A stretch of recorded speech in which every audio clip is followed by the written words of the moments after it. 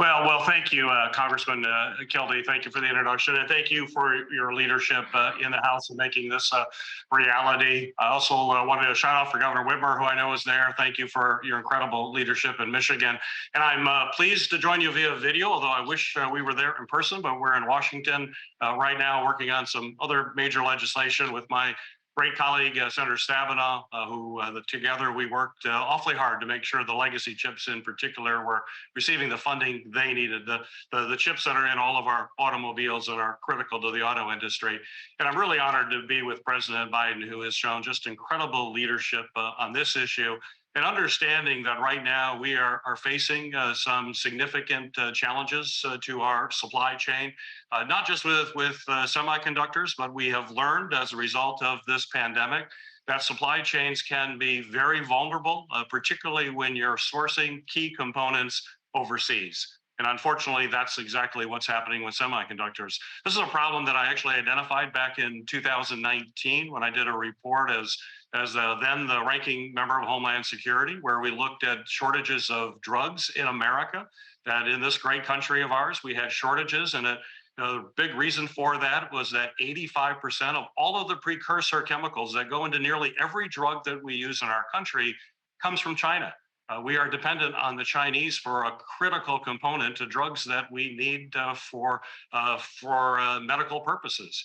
And in that report, I actually concluded, this is back in 2019, I concluded when there is a pandemic in this country, we're going to face a very precarious problem because of these supply chains.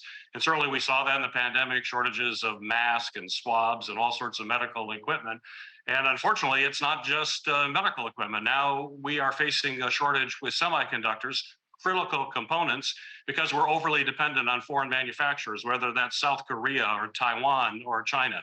There is no question in my mind, we have to bring that production back to the United States of America. American workers must be making these semiconductors. We can no longer be dependent on foreign countries for things that are absolutely essential to our homeland security, as well as our economic security. And that's what this bill does. This bill makes investments and leverages substantial private investments. Companies like Hemlock Semiconductor, and certainly it's a privilege to be at Hemlock today. And I want to thank the folks at Hemlock for hosting this event. And I want you to know just how proud we are in Michigan, that you are located in Michigan and making these products that are essential to the manufacturing stream. And when you think about semiconductors, they're in just about everything that we use, from smartphones, electronics, to our washing machines, and certainly to our automobiles. Hundreds of chips are in every automobile that's produced. And when there's a shortage, as Congressman Kildee mentioned, we've got cars in parking lots that can't be delivered because we need to have those chips. We need to produce these items in the United States.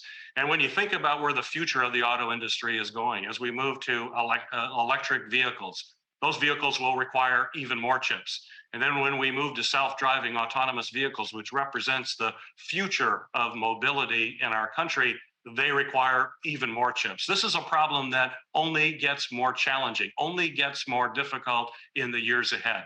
And that's why we came together to pass this CHIPS bill, to understand that these investments need to be made today so that we can provide that steady supply of semiconductors and all of the products that we manufacture. This is a big win for Michigan. Let's be very clear. Michigan is a manufacturing state. We know how to make things. And when we make things, we need to have semiconductor chips. That's why Debbie and I worked so hard to make sure we had the legacy provision to provide additional resources, not just for the high-end chips, but the chips that are used in everyday products. We're proud to have this bill ready now for the president's signature. He'll be signing it shortly. And there's no question this will create more jobs for people in the United States. It's going to hold down price increases on manufactured goods. And bottom line, this is about homeland security, national security, and economic security. So this is certainly a very big moment, one that very happy to say this bill is now on its way to the president. And with that, I want to turn it over to my partner in the Senate.